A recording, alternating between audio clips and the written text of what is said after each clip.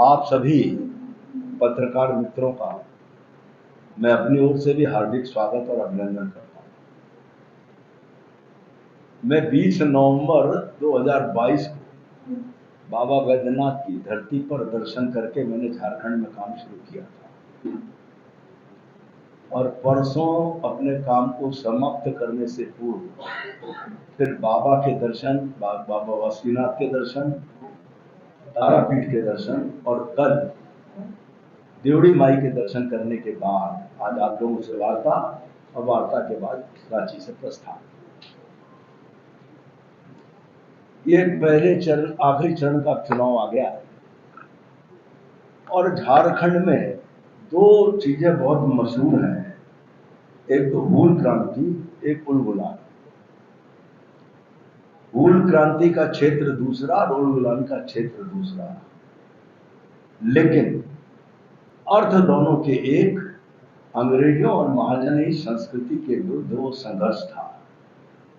बाबा बिरसा मुंडा जी और सिद्धू कान्हू, इन लोगों के संघर्ष के परिणाम से झारखंड के समाज को एक दिशा मिली थी और मुझे कुछ ऐसा आभास हो रहा है कि सिद्धू कान्हू की धरती से भाजपा के संकल्प की सिद्धि की परिस्थिति का निर्माण होने जा रहा है। वैसे भी 30 जून को हूल क्रांति का दिवस, लेकिन जून का महीना है, इसलिए हूल क्रांति का महीना मानते हुए मैं आप सबके सामने अपनी बात को शुरू करने जा रहा हूं। संथाल समाज और अगर कहूं आदिवासी समाज इस देश का राष्ट्रभक्त और ईमानदार समाज, इसमें कोई संदेह नहीं है और इस समाज और अन्य समाजों के सहयोग के माध्यम से झारखंड की समस्याओं का हल निकलने वाला है। तुष्टीकरण की राजनीति के माध्यम से वर्तमान की सरकार ने झारखंड पर और संथाल समाज पर एक अस्तित्व का संकट पैदा किया है।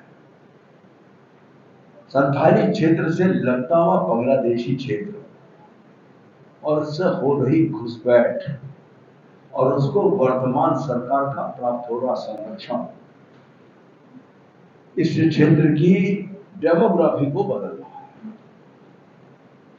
जमीन और जमीर दोनों की लूट ये बांग्लादेश से आए घुसपैठियों के माध्यम से हो रही है।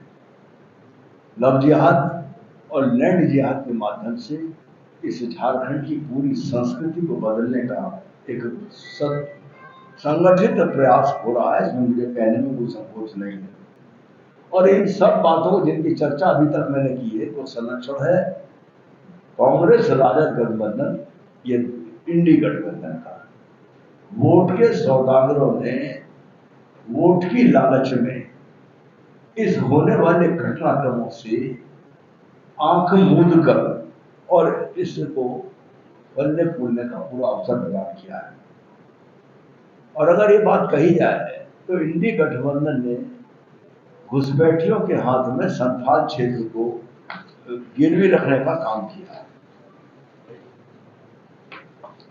सबसे बड़ी बात, और मैं अपनी बात की पुष्टि में एक बात प्रमाण के तौर पर कहना चाहता हूं कि बांग्लादेश से आने वाले घुसपैठियों का राशन कार्ड, आधार कार्ड और वोटर आईडी किसके कारण से बनते हैं? कौन इसमें सहयोग कर रहा है? निश्चित है कि वर्तमान में झारखंड में जिनकी सरकार है, वर्तमान के चुनाव में जो इंडी गठबंधन हमारे सामने है, ये मिलकर इस प्रकार की परिस्थितियां पैदा कर रहे हैं और घुसपैठियों को इस देश का अप्रत्यक्ष नहीं तो अप्रत्यक्ष नागरिक बनाने का काम है। इसके साथ ही साथ झारखंड में भ्रष्टाचार का नंगा नाच। अब झारखंड में भ्रष्टाचार का नंगा नाच कहने के लिए परिस्थिति क्यों पैदा हो गई? खनिज संपदा का इससे बड़ा राज्य नहीं है जिसके पास इतनी खनिज संपदा की उपलब्धता हो। और अगर इस खनिज संपदा का सदुपयोग हो राष्ट्र हित में, राज्य हित में, तो शायद देश के सर्वाधिक संपन्न राज्यों में से ये झारखंड बन सकता है। करोड़ से अधिक के घोटाले उजागर होते हैं। एक 1,000 करोड़ के। लेकिन हम बात इसके साथ साथ विकास की बात भी आगे करना चाहते हैं।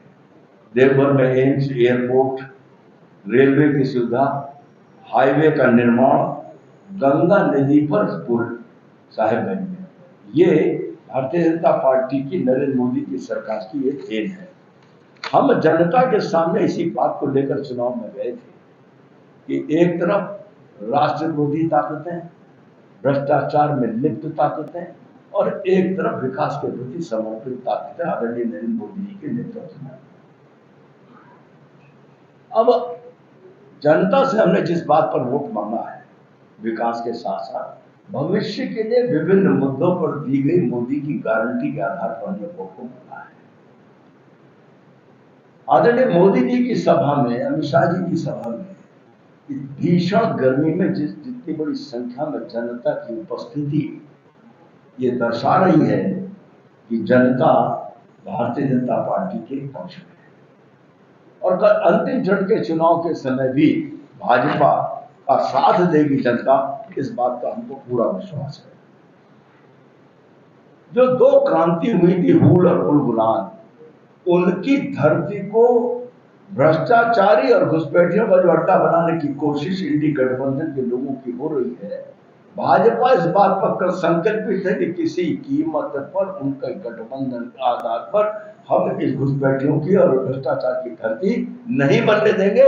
क्योंकि झारखंड के वीर क्रांतिकारियों बाबा बिरसा मुंडा जी और सिद्धू कानू ने महाजनी प्रथा के खिलाफ संघर्ष किया था, अंग्रेजों के खिलाफ संघर्ष किया था। आज उनकी धरती इस स्थिति में आ जाए, शायद जो भी उनके अनुयायी है उनके लिए उचित नहीं है। कल चुनाव निपट जाएगा, 4 जून को गिनती शुरू होगी, और आदरणीय प्रधानमंत्री जी ने घोषित किया है कि 4 जून के बाद इस प्रकार के भ्रष्टाचारियों के खिलाफ सख्त कार्रवाई शुरू होगी और स्पष्ट कार्रवाई शुरू होगी। और अगर मैं कहूं तो उल्टी गिनती शुरू हो जाएगी इन भ्रष्टाचारियों की। घुसपैठिए भी चुन चुन कर बाहर जाएंगे, भले ही उनके आधार कार्ड और सब कुछ बना लिए गए हों, लेकिन उस सब की जांच करके इसकी जो डेमोग्राफी बदलने की कोशिश है, उसकी उल्टी गिनती 4 जून के बाद शुरू होगी।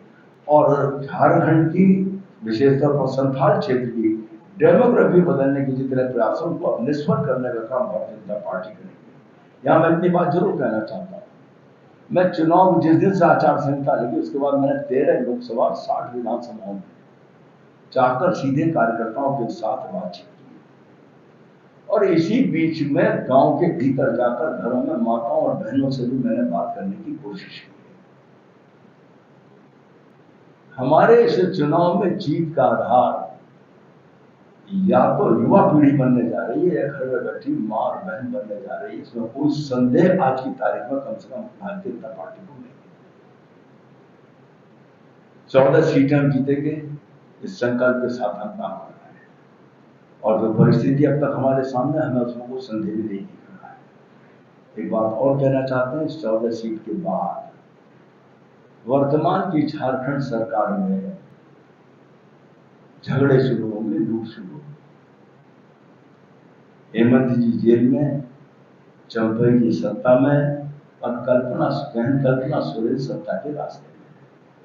इसमें से जो संघर्ष उभरेगा, वो संघर्ष झारखंड को एक ईमानदार सरकार का रास्ता प्रशस्त करेगा, विकास से युक्त सरकार का रास्ता प्रशस्त करेगा। इतना ही मुझे कहना था।